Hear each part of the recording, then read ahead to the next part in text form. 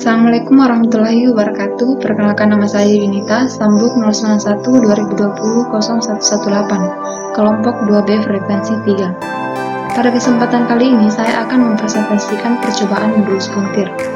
Tujuan percobaan dalam percobaan modulus puntir terbagi atas dua, yaitu tujuan instruksi umum dan tujuan instruksi khusus. Di tujuan instruksi umum, yaitu mahasiswa dapat memahami peristiwa puntiran pada batang akibat momen puntir. Mahasiswa dapat menetapkan konsep dari azas-azas fisika tentang momen puntir. Di tujuan instruksi khusus, mahasiswa dapat menentukan share modulus dari berbagai jenis logam. Mahasiswa dapat menggambarkan grafik hubungan antara sudut puntir dengan panjang. Definisi dari modulus puntir. Modulus puntir adalah bilangan yang menggambarkan perubahan benda yang elastis dan konstanta yang menyatakan besarnya gaya yang diperlukan untuk memuntirkan suatu bahan persatuan luar tiap 1 derajat. Modulus puntir adalah rasio dari tegangan geser atau regangan geser. Teori mengenai puntiran. Puntiran itu sendiri adalah suatu pembebanan yang penting. Sebagai contoh, kekuatan puntir menjadi permasalahan pada poros-poros, karena elemen deformasi plastik secara teori adalah slip atau geseran. Sedangkan regangan didefinisikan sebagai perbandingan antara pertambahan panjang benda dan panjang benda mula-mula. Tegangan adalah sebuah benda elastis ditarik oleh sebuah gaya, benda tersebut akan bertambah panjang sampai ukuran tertentu. Bahkan dalam percobaan modulus puntir. Yang pertama, alat modulus puntir. Yang kedua, jangka sorong. Yang ketiga, mikrometer sekrup. Yang keempat, roll meter. Dan yang kelima, beban pemberat. Prosedur kerja dalam percobaan modulus puntir. Pada percobaan ini, kami mengukur diameter atau puli menggunakan jangka sorong pada modulus puntir secara vertikal, horizontal, dan diagonal. Kami juga mengukur diameter batang logam menggunakan mikrometer sekrup sebanyak 3 kali dengan ketebalan diameter batang logam yang berbeda-beda. Pada percobaan kedua, kami mengukur skala menggunakan busur derajat menempel pada modulus puntir hingga jarumnya tepat berada di tengah-tengah busur derajat atau membentuk sudut 90 derajat.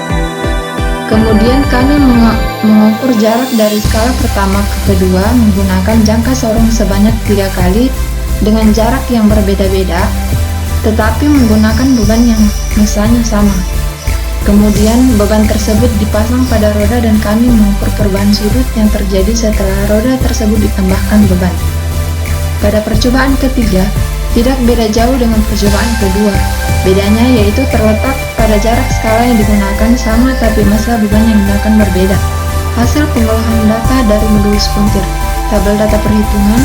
Diameter luarnya yang pertama 0,1142 meter, kedalamannya 0,0026 meter.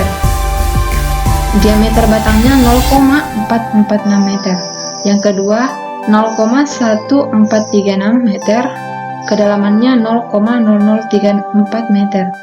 Diameter batangnya 0,0046 meter. Yang ketiga 0,14439 meter, kedalamannya 0,0022 meter. Diameter batangnya 0,446 meter.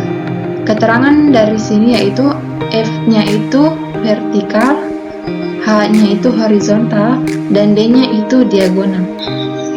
Tabel hasil perhitungan.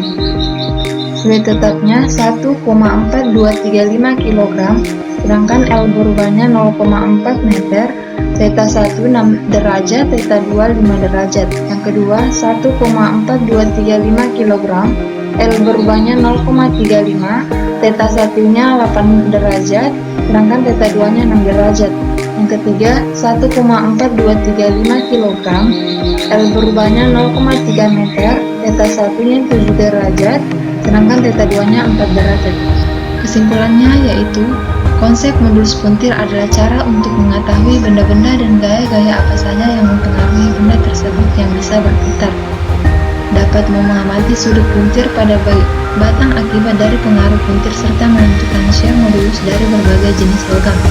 Modulus puntir juga dapat disebut dengan modulus geser dan hanya terjadi pada saat padat, dan salah satu hal yang berpengaruh pada percobaan ini adalah gaya gravitasi.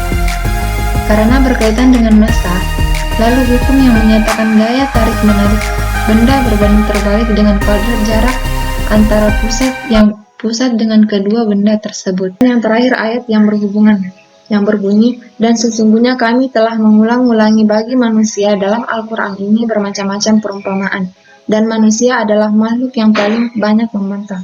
Quran Surat Al-Kahfi ayat 54. Mana penjelasannya?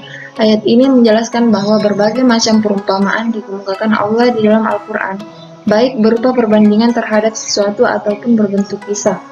Hal ini dimaksudkan sebagai cerminan perbandingan bagi manusia, sebab ia mempunyai akal pikiran dari binatang kecil, seperti nyamuk, lebah, semut, sampai benda-benda alam yang besar, seperti gunung dan samudra.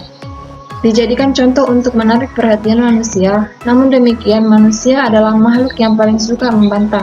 Artinya, ketika Allah menyadarkan akal pikiran dan budi luhurnya dengan berbagai macam perumpamaan itu, meskipun mencari-mencari dalil untuk mengingkari dan tidak mau mematuhinya.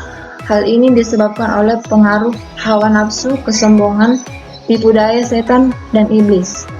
Terima kasih. Wassalamualaikum warahmatullahi wabarakatuh.